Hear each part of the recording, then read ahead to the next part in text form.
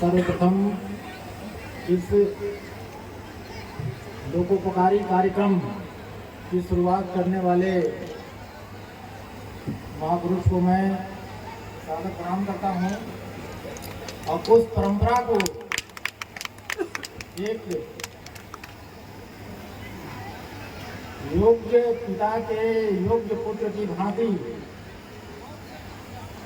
अनुसरण करने वाले महानुभाव को भी साधुवाद देता हूँ। आदरणीय मनोज अग्रवाल जी, आदरणीय मैम वत्सला अग्रवाल जी, इस कार्यक्रम के अपनी अपनी भूमिका में संयोजकत्व करने वाले सभी आदरणीय जन, एसपी मैम, उपस्थित सभी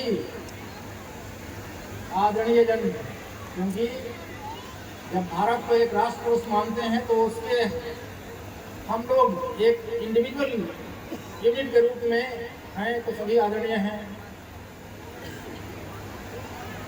16 संस्कारों में विवाह संस्कार पूरे विश्व में अपने ढंग से एक सांस्कृतिक श्रेष्ठता को परिभाषित करता है। भारत में भारतीय संस्कृति ही विवाह को एक संस्कार के रूप में मानती है। अन्य संस्कृतियां आप देखेंगे तो एक कॉन्ट्रैक्ट के रूप में मानती हैं।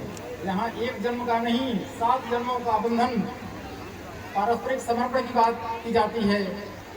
एक दूसरे के बगैर परिवार की, समाज की, इहलोक या परलोक की कल्पना नहीं की जाती है।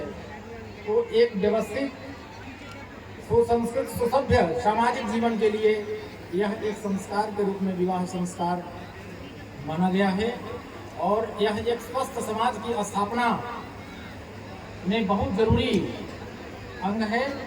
और इसमें अपने अपने कारणों से, प्रतिकूलताओं के कारण जो दिक्कतें होती हैं, उन दिक्कतों को दूर करने में ऐसे कार्यक्रम, ऐसे महानुभाव और उनके सहयोगी जो आगे बढ़ते हैं, वो समाज को बहुत बड़ा अवदान देते हैं और वो आदर का पात्र बनते हैं। बहुत पहले एक कवि ने कहा है कि कन्या ही जाता महती चिंता, तस्मै प्रदेयेति महान विधाता, दत्वा सुखम प्राप्त शिवाम नवेति, कन्या पितृत्वम खमनाम कस्मम। हमेशा से ही कन्या को सुयोग्य वर के साथ जोड़ना, विवाह करना माता पिता के लिए एक चुनौती का कार्य रहा है और वो हमेशा से बहुत गंभीर चिंतन का विषय भी रहा है। कभी कह रहा है कि कन्या जन्म ले ली, ये चिंता का विषय हो गया। इसको किस योग्य वर्ग के साथ हम रखेंगे, शादी करेंगे, ये और चिंता का विषय हो गया। और इतना संरक्षणवादी सोच माँ बाप की अपनी बेटी के प्रति होती है कि तमाम अनुकूलताएं सामने दिखती हैं, फिर भी अदृश्य भय और उनको परेशान किया रहता है मनोवैज्ञानिक रूप से कि हमारी बेटी वहाँ सुखी रहेगी कि नहीं रहेगी, कोई दिक्कत तो नहीं होगी, इस कल्पना से। और उस माता पिता के उस वेदना को भी व्यक्त करने वाला कोई शब्द कभी नहीं ढूंढ पाया कि एक्चुअल उस पीड़ा को व्यक्त करने वाला कोई शब्द नहीं मिला।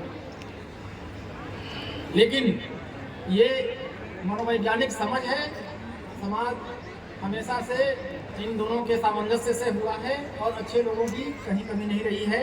बस अच्छे मार्ग के अनुगमन की बात है। हमें सोसाइटी में सब कुछ है, हम क्या अडॉप्ट करना चाहते हैं ये हम पर निर्भर है।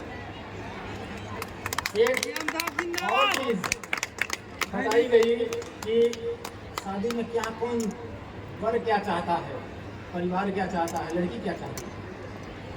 एक कवि ने बड़ा बढ़िया बनाया है कि कन्या वरयते रूपम, कन्या वर के ओवरऑल पर्सनालिटी से प्रभावित होती है।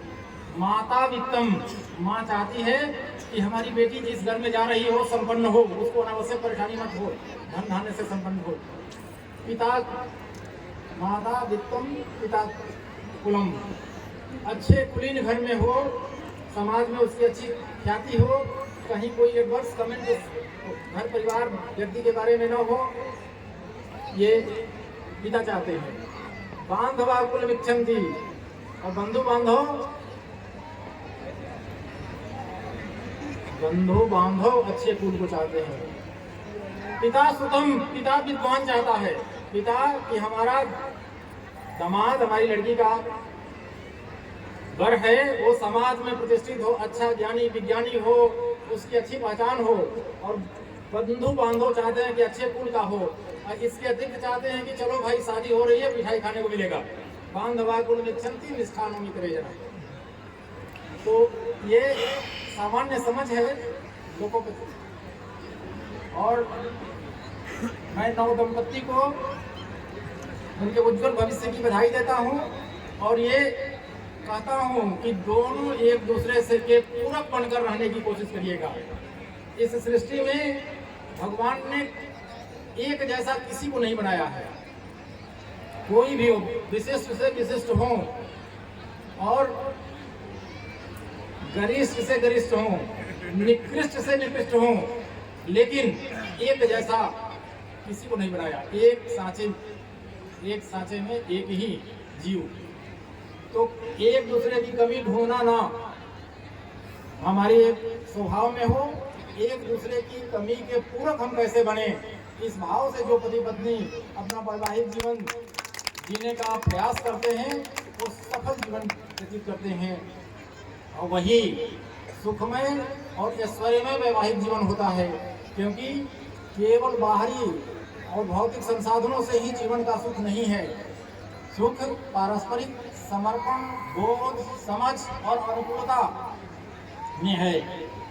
संतुष्टो भार्यया भर्ता, भर्ता भार्या तथैव यस्मिन्नेव कुले नित्यं कल्याणं तत्र वै ध्रुवम्। यह शास्त्र सम्मत विचार है कि जहाँ पति पत्नी से पति से संतुष्ट है, समर्पित है, उस कुल में कल्याण अवश्य होगा, या उसी कुल में कल्याण होगा, बाकी नहीं होगा। मैं इस समारोह के आयोजन के सभी लोगों को धन्यवाद दूंगा, आभार व्यक्त करूंगा, और नव दंपति को भावी जीवन की शुभकामना दूंगा। धन्यवाद।